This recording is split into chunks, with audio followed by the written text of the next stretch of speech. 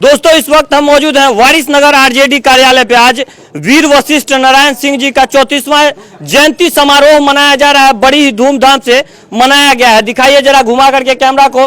बाबा के मूर्ति पे माल्यार्पण करके और उसके बाद वीर वशिष्ठ नारायण जी का 34वां जयंती मनाया जा रहा है। उनके बारे में हम जानने का प्रयास करेंगे और क्या कुछ उनकी विशेषता है उसके बारे में हम डॉक्टर ज्ञानेंद्र सिंह जी से जानेंगे। सबसे पहले स्वागत है भैया आपका। धन्यवाद आपको।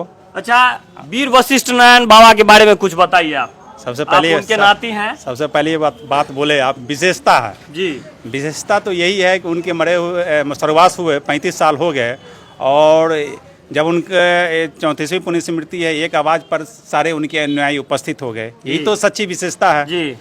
और वशिष्ठ बाबू सचमुच समाजवाद के प्रतिमूर्ति थे, गरीबों के मसीहा थे, वंचितों के रहनुमा थे और स्वतंत्रता सेनानी थे, पूर्व विधायक थे और गरीबों के दुख दर्द में जब भी कभी कुछ होती थी तो उनके साथ चले जाते थे, उनके दुख दर्द बांटने के लिए चले जाते। बाबा एक समाज के बहुत बड़ा पुरोधा रह चुके हैं। हाँ, कह सकते हैं समाजवाद के पुरोधा थे। इस जिला नहीं वरन इस राज्य के समाजवाद के भीष्म पितामह थे। पुरोधा भी तो छोटा शब्द होता है, भीष्म पितामह थे और समाजवाद उन्हीं से निकला। कर्पूरी ठाकुर उनके अन्य मित्रों में से एक थे, अन्य मित्र थे और उन दोनों मिल के अपने समाजवादी की रचना करके और बिहार के शीर्ष तक कर्पूरी ठाकुर जी को मुख्यमंत्री बनाया। उनके हर कदम पर साथ रहे। चलिए अब चंदन जी हैं, इनसे भी जानने का प्रयास। क्या कुछ कार्यक्रम आज था और बाबा वीर वशिष्ठ नारायण सिंह जी के बारे में आप क्या कुछ जानते हैं उसके बारे में बताइए।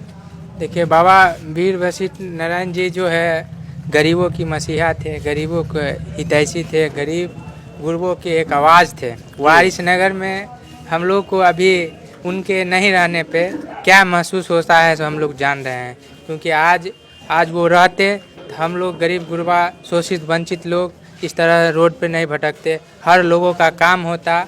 वीर वशिष्ठ नारायण बाबा का बहुत देन है। वारिसनगर आज हम लोग इस कार्यालय में जो अभी कार्यक्रम कर रहे हैं ये उन्हीं का देन है। हम लोग को कहीं आसरा नहीं होता है, कहीं बैठने का जगह नहीं होता, तो उनका देन है। यहाँ आके हम लोग आसरा करते हैं, बैठते हैं, कुछ टाइम बिताते हैं, फिर उसके बाद अपने अपने घर जाते हैं।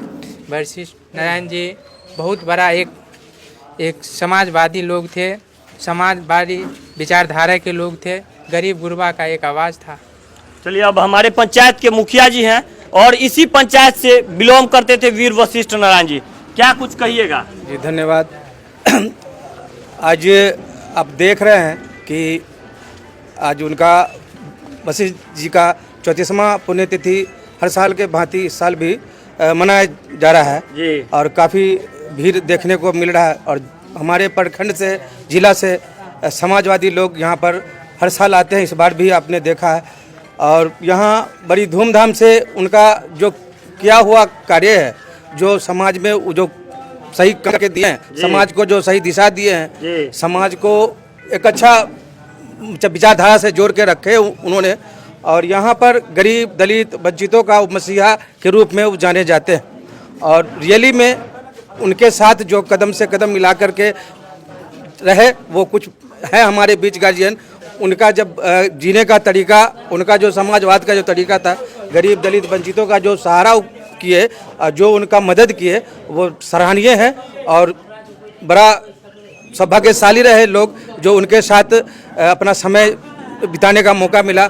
हम लोग को भी काश वह मौका मिलता जो उनके साथ थोड़ा सा टाइम करने का मौका मिल जाता, ताकि उनसे हम भी प्रभावित होते और हम भी समाज में उनके तरह कुछ बेहतर करने का प्रयास करते।